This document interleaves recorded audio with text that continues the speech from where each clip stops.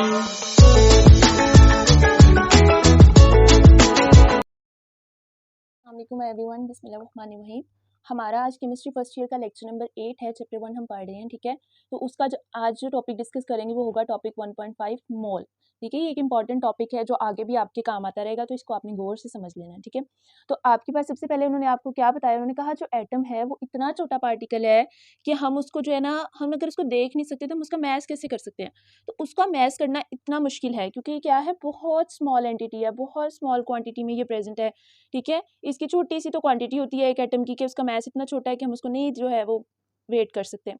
तो हम पॉसिबल नहीं है कि हम एक अलहदा एटम का पूरे का जो है वो वेट कर सकें डायरेक्टली। तो उसके लिए भी हम एक यूनिट यूज़ करते हैं जिसको कहते हैं एटॉमिक मास यूनिट। ठीक है, हमने पढ़ा था पीछे कि एक होता है एटॉमिक मास यूनिट, या फिर जो है वो हम ग्राम्स में भी यूज़ कर लेते हैं आगे जाके। अगर हम एटॉमिक मास की बजाय हम ग्राम्स में करना चाह रहे हैं तो हम क्या करते हैं कि ज़्यादा सारे आइटम्स को इकट्ठा करके फिर हम उनका वेट कर लेते हैं, तो हम ग्राम्स में उनका आइटम निकाल सकते हैं, एटम का जो वेट है ना वो निकाल सकते हैं। वैसे अकेले का जो है वेट हम वो नहीं निकाल सकते। उसके लिए हमने क्या कहा था, हमने कहा था कि हम एक यूनिट इस्तेमाल करते हैं AMU। ठीक है, तो ये पहली चीज़ है। अब दूसरी चीज़ क्या है कि अगर एटम्स ज़्यादा इकट्ठे हों तो वो क्या होता है, एलिमेंट बनाते हैं ना। आपने पीछे ये कॉन्सेप्ट लिया था कि एलिमेंट कैसे बनता है। तो एलिमेंट जब बन जाता है तो वो एलिमेंट जब बनता है तो अगर हम उसका वेट कहें, ठीक है, बहुत सारे एलिमेंट्स का वेट कहें, तो वो वेट अगर हम उसका ग्राम एटम के बराबर ले लें, यानी ग्राम्स में ले लें, तो वो उसका ग्राम एटम, या हम उसको कहते हैं कि वो मोल्स के बराबर हो सकता है। अब ये चीज़ अभी आपको समझ नहीं आएगी, हम इसको आगे पढ़ेंगे तो आपको समझ आ जाएगा। उसके लिए उन्होंने आपको एक फार्मूला बताया कि अगर आपने मोल्स यानी कि नंबर ऑफ ग्राम एटम्स निकालने हैं तो आपने क्या करना है, किसी भी एलिमेंट का मैस लेना है, मैस का एलिमेंट का जो है ना वो आपने मैस लेना है, किस में, ग्राम्स में लेना है, और उसको डिवाइड कर देना है आपने उसके मोलर मैस से। क्या करना है, उसको डिवाइड कर देना है उसके मोलर मैस से। ठीक है, यहाँ तक तो एक सिंपल जो आपकी बुक पे दिया हुआ है ना वो है। अब आप इस टॉपिक को समझ लें।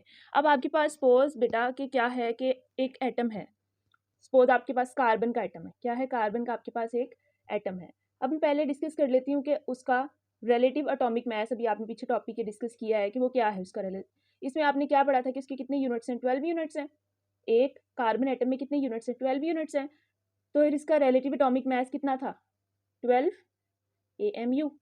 12 AMU का क्या मतलब था, आपने पढ़ा था कि वो इसका मतलब है कि उसके कितने प्रेजेंट है ग्राम्स, उसके 12 ग्राम्स उसके अंदर प्रेजेंट है।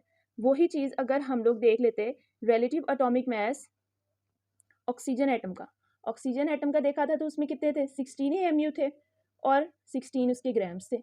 इसी तरह आपके पास आप देख लें नाइट्रोजन का, देख लें नाइट्रोजन का भी रिलेटिव एटॉमिक मास कितना था, 14 AMU।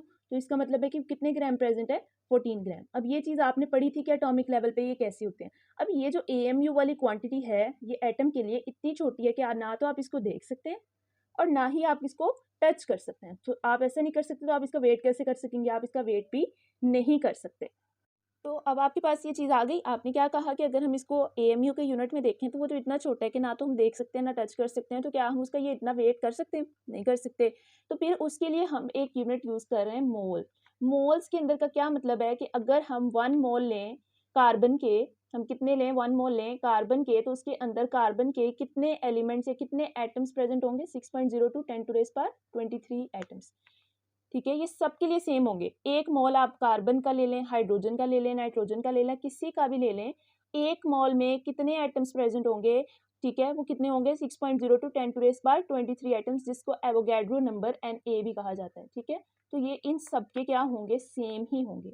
कोई फर्क नहीं पड़ता कि उनका वजन पहले कितना था AMU में, उनके अंदर मोल, एक मोल की बात हो रही है तो एक मोल का मतलब है कि इतने ही पार्टिकल्स प्रेजेंट होंगे उसके। ठीक है, 1 मोल का मतलब है कि उसके इतने ही पार्टिकल्स, इतने ही एटम प्रेजेंट होंगे उस एक सब्सटेंस के अंदर। जैसे कि आपको मैं एक एग्जांपल दूं कि आप बात करते हैं कि एक डजन, एक डजन का क्या मतलब होता है, हम नॉर्मल एक वर्ड डजन सुने तो हमारे फौरन क्या ज़हन में आता है, 12। ठीक है, तो एक डजन पेंसिल कह दूं मैं, पेंसिल का वेट कुछ और है ना, तो इसका क्या मतलब है, 12 पेंसिल्स। अगर मैं वही कह दूं एक डजन एग, तो भी आप क्या कहोगे, 12 एग। हालांकि पेंसिल और एग का वेट क्या सही है, बराबर है, नहीं बराबर, लेकिन वो कितनी होगी, 12 ही होगी, क्योंकि इसके साथ क्या है, डजन। इसी तरह एक मोल एक डजन की तरह ही है। ठीक है, अगर डजन का मतलब 12 ही है तो मोल का मतलब भी 6.02 10⁻23 एटम्स ही है। कोई फर्क नहीं पड़ता कि उससे पहले वाला जो एटम है उसका AMU में क्या मैस है। ठीक है, तो ये चीज़ होपफुली आपको समझ आ गई होगी। तो सिमिलरली अगर मैं आपको बताऊं कि molar mass of any atom क्या होता है, तो similarly molar mass of any atom is equals to, अब मोलर मास की बात हो रही है तो 6.02 10⁻23 एटम्स ए, ठीक है, एवोगैड्रो नंबर्स, ठीक है। तो ये क्या है बेसिकली, ये क्या है Na। तो सिमिलरली मोलर मास किसी भी एटम का क्या होगा, फिर वो एवोगैड्रो नंबर के बराबर होगा। ये एक्चुअली क्या था, इनका मोलर मास ही था ना, कार्बन का कितना होता है 12 होता है, ऑक्सीजन का 16 होता है। मोलर मास क्या होता है, वजन होना। इस एलिमेंट का इतना वजन है तो उसका मोलर मास किसके इक्वल है, उसके मोल्स के इक्वल है। तो आप कह सकते हैं कि मोलर मास किसी भी एटम का, कार्बन का इसके इक्वल है, ऑक्सीजन का भी इसी के इक्वल है, और नाइट्रोजन का भी इसी के इक्वल है। इसी तरह हर तरह के एलिमेंट का मोलर मास किसके इक्वल है, एवोगैड्रो नंबर ऑफ पार्टिकल्स के इक्वल है। तो होपफुली आपको यहाँ तक समझ आई। अब हम कुछ एग्जांपल्स करके देख लेते हैं ताकि आपको और भी अच्छी जो है वो इसकी समझ आ जाए। अब आपके पास सपोज एग्जांपल आई है। एग्जांपल में उन्होंने पहले, हम सिंपल से थोड़ा सा जो है ना वो एग्जांपल को देखते जाएंगे, थोड़ी सी डिफिकल्ट एग्जांपल तक जाएंगे। सबसे पहले एग्जांपल सपोज आपको उन्होंने क्या कहा है कि 32 ग्राम ऑफ ऑक्सीजन एटम है आपके पास, आप इसके मोल्स निकालें। आपको उन्होंने ग्राम्स दिए हैं ऑक्सीजन एटम के और आपको उन्होंने कह दिया है कि मोल निकालें। तो अभी आपने क्या पढ़ा है, आपने पढ़ा है कि 1 मोल ऑफ ऑक्सीजन किसके इक्वल होता है। अभी बताया आपको कि 1 मोल जो है वो किसके इक्वल आ रहा है, ये 1 मोल का बताया। 1 मोल ऑफ ऑक्सीजन, ये ऑक्सीजन का है, 16 ग्राम के इक्वल है, ठीक है। तो यहाँ पे क्या लिख देंगे, हम लिख देंगे 16 ग्राम। अब उन्होंने क्या कहा, उन्होंने कहा कि x मोल्स बताएं कितने मोल ऑफ ऑक्सीजन होंगे बराबर 32 ग्राम के, बराबर 32 ग्राम के। तो आप क्या करें, इसको क्रॉस मल्टीप्लाई कर दें तो ये बन जाएगा 32 इज इक्वल्स टू 16x। आप इसको करके देख लें, ये क्या आएगा आंसर, आपके पास 2 आ जाएगा, ठीक है।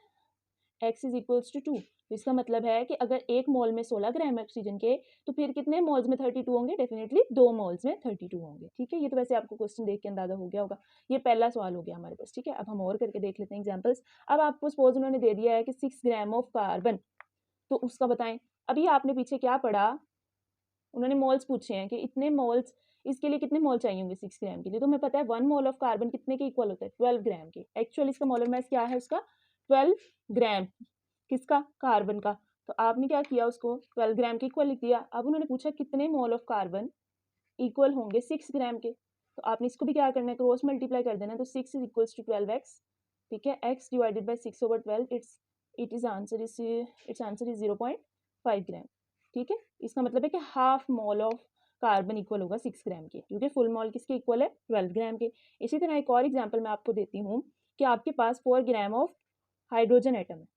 अब आपके पास 1 gram of hydrogen atom, sorry 1 mole of hydrogen atom equal किसके होता है, आपको इसका मैथ पता है ना, हाइड्रोजन का होता है 1.008 ग्राम। अब उन्होंने आपसे पूछा कितने मोल जो है वो हाइड्रोजन एटम के इक्वल होंगे 4 ग्राम के। इसको भी आप क्या करें, क्रॉस मल्टीप्लाई कर दें। 4 gram is equals to 1.008 multiply by x.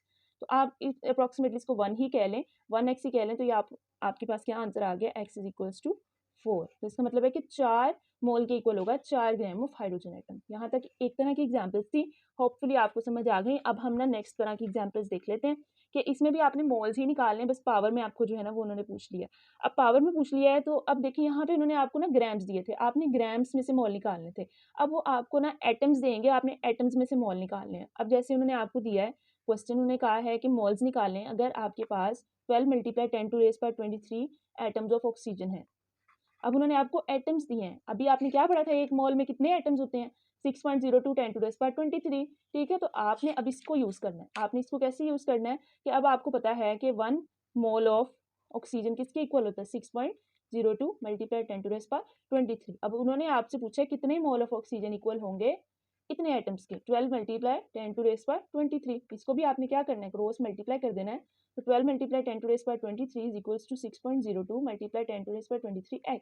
x इधर ही रहने दें, 12 × 10⁻23 डिवाइडेड बाय 6.02 × 10⁻23। आप इसको डिवाइड करेंगे तो आपके पास अप्रॉक्सीमेटली जो आंसर आएगा वो 2 आएगा। तो आपको पता चल गया कि 2 मोल्स के इक्वल इतने एटम्स होंगे ऑक्सीजन के, ठीक है। तो ये भी आपको समझ आ गई होगी। अब अगर मैं आपको एक और इसी तरह की एग्जाम्पल दिखा दूँ, ठीक है, आप जितनी एग्जांपल्स करेंगे उतनी अच्छी समझ आएगी। 18 × 10⁻23 एटम्स ऑफ कार्बन। आप किसी ने कह दिया है कि 18 × 10⁻3 एटम्स ऑफ कार्बन, इसकी मोल्स निकालें। तो आपको पता है कि 1 मोल ऑफ कार्बन कितने पार्टिकल्स, कितने एटम्स के इक्वल होता है, 6.02 10⁻23 एटम्स के इक्वल होता है। अब उन्होंने पूछा कि कितने मोल ऑफ कार्बन आपके पास इतने पार्टिकल्स या इतने एटम्स के बराबर होगा। इसको भी आप क्या करें, क्रॉस मल्टीप्लाई कर दें। 18 multiply 10⁻23 is equals to 6.02 multiply 10⁻23 के साथ x इधर ही रहने दें, इसको डिवाइड कर दें, आपके पास आंसर x का क्या आ जाएगा, 3 आ जाएगा। तो आपको पता चल गया कितने मॉल्स हैं, 3 मॉल्स के इक्वल आएंगे इतने एटम्स कार्बन के। अब अगर आपके पास, ये तो एक एक चीज़ का था, ठीक है, ग्राम्स की भी आपको समझ आ गई, ठीक है, और आपको जो है ये भी समझ आ गई कि अगर आपको एटम्स को कन्वर्ट करने के लिए मॉल में कहा तो भी आपने कैसे करना है, ठीक है, ये यहाँ तक समझ आ गई। अब अगर आपके पास कोई मॉलिक्यूल आ गया, मॉलिक्यूल को करने से पहले ना उस मॉलिक्यूल का सिंगल भी करके देख लेते हैं। 28 ग्राम ऑफ नाइट्रोजन एटम आपको दिया गया है, तो आप इसका कैसे निकालेंगे, भी फर्स्ट पे जो हमने जैसे निकाला वैसे ही, कि 1 मोल ऑफ नाइट्रोजन एटम किसके इक्वल है, 14 ग्राम्स। और अगर मैं वही एक्स मोल्स फाइंड करना चाहूँ उसके, तो वो 28 ग्राम के बराबर उनका फाइंड करें। तो आप क्या लिखेंगे, 28 ग्राम इज इक्वल्स टू 14 ग्राम के साथ एक्स, 14 ग्राम 28 पे डिवाइड, तो ये एक्स, ये अप्रोक्सीमेटली आपके पास 2 आंसर आ गया। अब यही अगर मैं एक नाइट्रोजन एटम लेने की बजाय एक मॉलिक्यूल ले लूँ N2 जो कि एक गैस है, तो उसका आप कैसे निकालेंगे, 28 ग्राम ऑफ N2 गैस, ठीक है। तो अब इसमें कितने N हो गए, 2 N हो गए, तो 2 N हो गए हैं, तो इसका मतलब है कि सबसे पहले तो हमें इसका ये वेट चेंज करना पड़ेगा। ये 1 N के लिए था, अब आपको 2 N के लिए चाहिए, तो 2 N यानी 14 + 14 इज इक्वल्स टू 28 ग्राम्स, ठीक है। तो अब आपने इसको करके देखना है, तो ये आपके पास क्या बनेगा, 1 mole of N2 is equals to 28 gram, और एक्स मोल्स निकालने हैं आपने कितने में, 28 ग्राम में। तो आप इसको मल्टीप्लाई करके देखेंगे तो आपके पास 1 आंसर आएगा। 28 ग्राम और 28 ग्राम एक्स दोनों कट जाएंगे वैसे, तो answer x is equals to 1, ये हो गया। अब अगर आपके पास कोई कंपाउंड आ गया, क्या आ गया, कोई कंपाउंड, जैसे आपके पास H2SO4 आ गया, उन्होंने आपको कहा कि इसके मोल्स फाइंड करें, तो उसके लिए भी आप पहले क्या करेंगे, इसका वेट फाइंड करेंगे। इसका वेट कैसे फाइंड करेंगे, यानी इसका मोलर मैस फाइंड करेंगे आप। मैंने भी पीछे क्या बताया था कि molar mess equal number of atoms, तो इसका मोलर मैस क्या है, 1 hydrogen plus sulphur 32 plus oxygen का क्या है 16 × 4।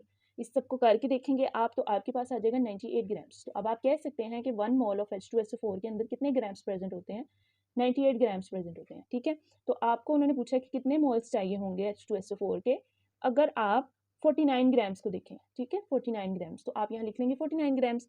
तो आप इसको करके देखें, जैसे हम कर रहे हैं, इसको क्रॉस मल्टीप्लाई करके देखें, तो ये बनेगा 49 ग्राम इज इक्वल्स टू 98 ग्राम का एक्स, तो ये आपके पास x2 आ जाएगा, सॉरी ये आ जाएगा 98 नीचे आएगा, तो ये आएगा 0.5 ग्राम्स, ठीक है। तो ये आपके पास कितने मोल, 0.5 मोल्स में इतने ग्राम्स प्रेजेंट होंगे H2SO4 के। यहाँ तक आपको समझ आ गई, ये होपफुली आपको एग्जांपल्स के जरिए बहुत अच्छी जो है वो मोल्स की समझ आ गई होगी। इसी तरह आप जैसे ये आपने H2SO4 का निकाला है ना, आप वाटर का निकाल सकते हैं H2O का, आप सुक्रोज का निकाल सकते हैं, ठीक है, ग्लूकोज सी जैसी शुगर ही होती है, ठीक है। आपने जैसे पहले ग्राम एटम्स का निकाला है, ठीक है, जैसे ये ग्राम एटम्स का निकाला है, इस तरह आप जो है एटम हाइड्रोजन, कार्बन, यूरेनियम का भी निकाल सकते हैं। उसके अलावा आपको जो आइंस का दिया हुआ है वो भी आप सेम इसी तरह इसी फॉर्मूले को यूज़ करते हुए ना एंड तक जो है वो आप सारा इस टॉपिक को सॉल्व कर सकते हैं। आप इसकी एग्जांपल्स खुद करके देखेंगे, एग्जांपल नंबर 6 और 7। अगर आपको कोई इशू होगा तो आप कमेंट सेक्शन में दे दें, मसला आपका, तो मैं उस पर वीडियो बना दूँगी, ऐसा कोई मसला नहीं है, ठीक है। तो वैसे होपफुली ये टॉपिक समझा दिया मैंने, आपको समझ आ गया होगा। थैंक यू सो मच, अल्लाह हाफिज़। Thank you for watching this video. Like, share and subscribe.